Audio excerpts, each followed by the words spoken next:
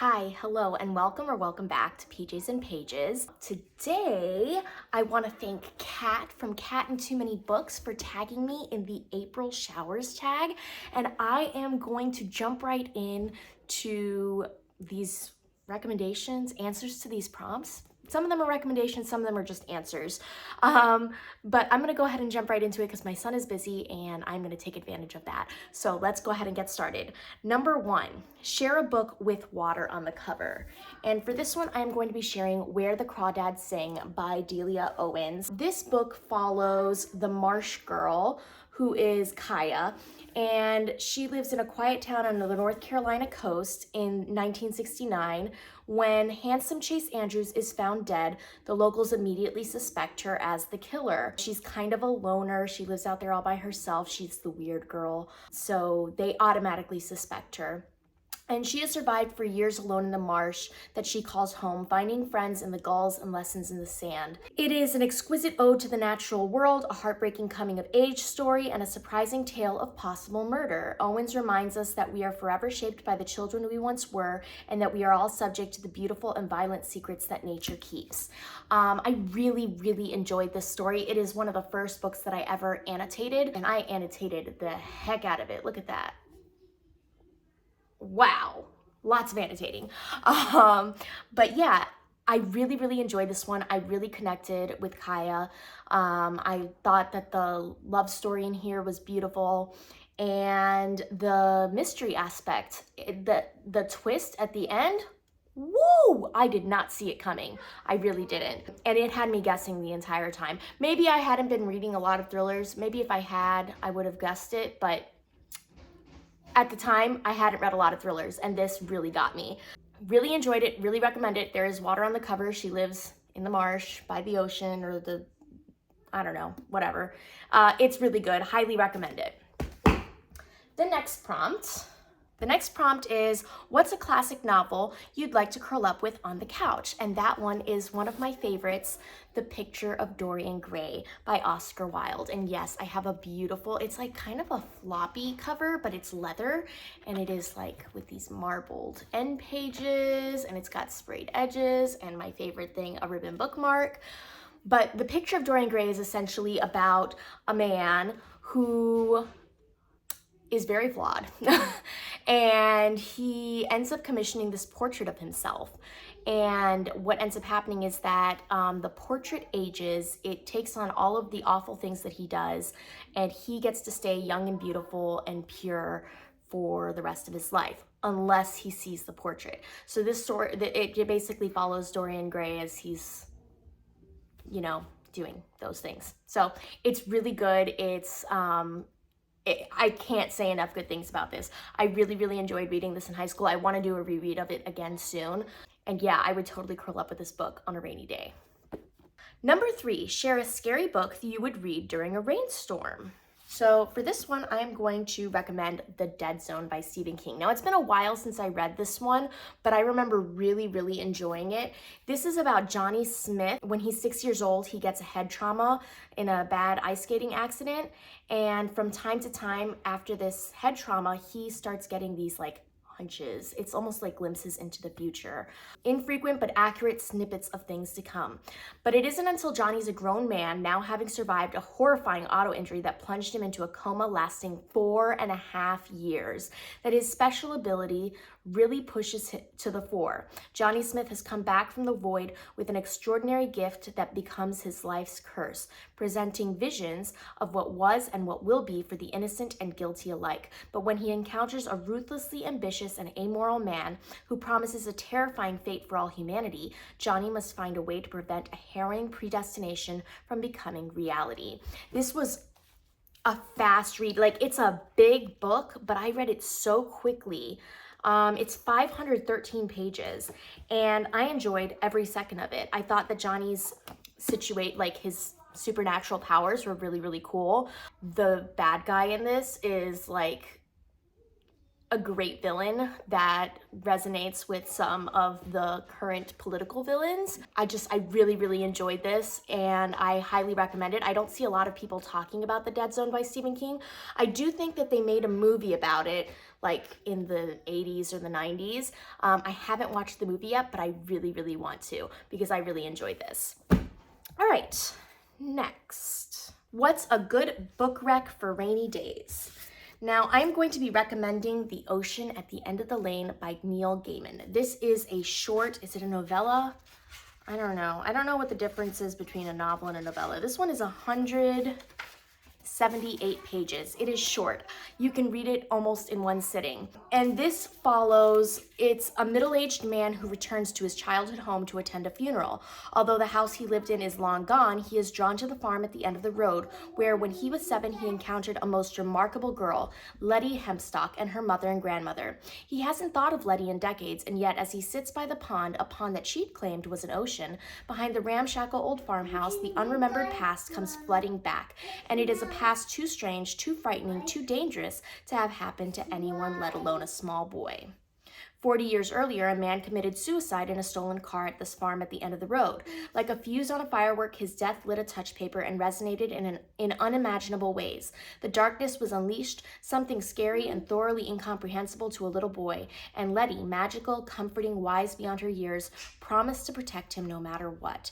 So The Ocean at the End of the Lane is a kind of magical realism book. It is dark, and I think it is perfect for a rainy day. Yeah, and it's short, so you can kind of read it in one sitting. Totally think it's perfect for a rainy day. The next prompt is, what 2 characters would you like to spend a rainy day with? And I'm going to choose both Daisy Jones and Billy Dunn from Daisy Jones and the Six. I think it would be so fascinating to sit in a room with these 2 people and just see how they interact with one another. Also, I would love to like listen to them have a jam session, and because when I read this book, I haven't watched the show yet, so I don't know what the music sounds like from the production of that show, but when I think about this book and the music, like I could almost hear the music in my head, and I'm kind of scared to watch the show and it not be as good as I remembered it. Yeah, I really want to listen to them just have a jam session. That's all I want to do, and a rainy day is perfect for that. So Billy Dunn and Daisy Jones. Share a book that has blue on the cover. So this is one that I have not read yet, but it is Alone with You in the Ether. I have this beautiful, is this Fairy Loot or Illumicrate? This is the Illumicrate edition, and it is just stunning. There's like gold foiling on it. There's this beautiful cutout for the end pages that have these bees, and then it also has some sprayed edges. Yeah, I don't know if you can see them. There's like little bees sprayed on the edges too. I've heard wonderful things about this. I know that there's a depiction of someone with bipolar disorder, which I have bipolar disorder, so I really want to see how that is portrayed in this book. I've heard that it's done very well, so curious to see that. I've heard that it's kind of sci-fi romance. I don't know. It says, he is a doctoral student consumed by calculations on time travel, which he uses as a distraction from destructive thoughts. She is a bipolar counterfeit artist undergoing court-ordered psychotherapy. By the end of the story, these things will still be true, but this is not a story about endings. So it sounds absolutely fascinating. I can't wait to read it, and it has a blue cover. So this is my book with a blue on the cover. What book has a rainy setting at some point? I've recommended this a lot, but it's got to be A Study in Drowning by Ava Reid. There's lots of rain in this. In fact, it's like a huge part of the story and the plot and the setting. So definitely a Study in Drowning. This is about Effie Sayre. If you haven't watched any of my videos, she basically gets commissioned to redesign her favorite author's home. It's this gothic thing on the edge of the sea. It's rainy and it's all molding, and yeah, very atmospheric. And the rain has a lot to do with that. So A Study in Drowning by Ava Reid, book with a rainy setting. Number 8, what book would you not mind using as an umbrella? Now I had to think really hard about this because I usually get rid of books that I don't like or that I have problems with. And there is one book that I did not get rid of, and it's because I let my son color in it sometimes. And that is The Energy Bus by John Gordon. I don't even have the cover on it anymore. God knows what my son did with it. This was like, it's short. And if somebody loves this, that's totally fine. Like, I think that you should love it. But if this has bad memories for me. It's back from when I was teaching at an elementary school, and I just have some negative associations with it. But also, it's just, I found it very cheesy, and I don't really love self-help books, if I'm being perfectly honest. And that's essentially what this is. It's like a personal growth book. Yeah, not my thing. I could totally use this as an umbrella and not care if it got ruined, because I let my son draw on it all the time. So, The Energy Bus by John Gordon. And moving on to more pleasant things, what is a character you would like to share an umbrella with? And I would love to share an umbrella with Alex Stern from Ninth House by Leigh Bardugo. This is a fantastic book that follows Galaxy Alex Stern as she is admitted to Yale, even though she is a high school dropout. She gets admitted to Yale because she has these interesting abilities that make her the perfect caretaker for the secret societies that dabble in all sorts of mystical things. So, and she is a very interesting character. She has been down on her luck. People use her and abuse her. And I just think she needs someone to share an umbrella with. She just needs someone to reach out and just love her. So, Alex Stern from Ninth House by Leigh Bardugo. And finally, share a novel with a dry beginning but an amazing ending. And for this one, I'm recommending The 13th Tale by Diane Setterfield. This one, I started reading it like 3 different times, and because of the beginning, I couldn't get past it. And finally, during the pandemic, I just sat down and I was like, I'm just gonna get past this beginning part. And once I did, this story was phenomenal. This is kind of like a gothic tale about Vita Winter, famous for her collection of 12 enchanting stories.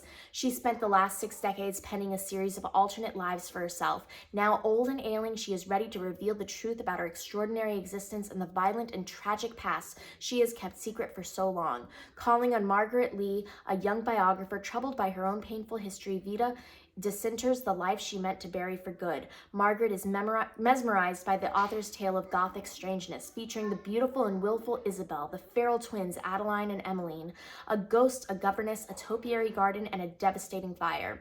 Together, Margaret and Vita confront the ghosts that have haunted them while becoming fully transformed by the truth themselves. And it is as great as it sounds. I mean, like I said, once you get past that first, 50 pages, then it really takes off. So it definitely has a dry beginning, but it's one of those that you really should stick through, and it is such a beautiful story. I love Gothic stories. I think they're atmospheric and beautifully written. They're not for everybody, but if you do like Gothic stories, I think The 13th Tale is definitely the book for you. And that is the end of the prompts. Thank you so much for sticking with me through them. If you have any thoughts or opinions about the books that I shared, please let me know in the comments below. If you have any answers to these prompts yourself and you don't feel like doing the tag, because if you want to do this tag, I think you should. But if you don't want to do the tag and you just want to answer some of these prompts, go ahead and do it in the comments below. I am going to be tagging 3 people today. Okay, my son is freaking out, so I have to be quick and tag 3 people. I'm going to tag Summer at Summer Sayer. I hope I'm saying that right. Marty at Let's Talk About Books, Baby, and Deb at Debate Books. So go ahead. I can't wait to see your answers to these prompts, and I will see you guys in the next video. Bye!